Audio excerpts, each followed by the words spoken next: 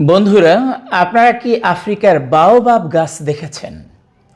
শুকনো মরুভূমিতে বাওবাব গাছ দাঁড়িয়ে থাকে এক বিশাল মহিরুহের মতো। যেখানে অন্য গাছ শুকিয়ে যায়, সেখানে সে বুক ভরে টিকে থাকে শত বছর। তার বিশাল কাণ্ডে জমে থাকে হাজার হাজার লিটার পানি। যেন সে জানে, ও রোদ যত তীব্রই হোক না কেন, অন্তরে যদি জল থাকে, তৃষ্ণা কখনোই তাকে গ্রাস করতে পারে না। বাওবাব বৃক্ষ আমাদের শেখায়, শক্তি আসলে বাহিরে নয়, শক্তি থাকে অন্তরে।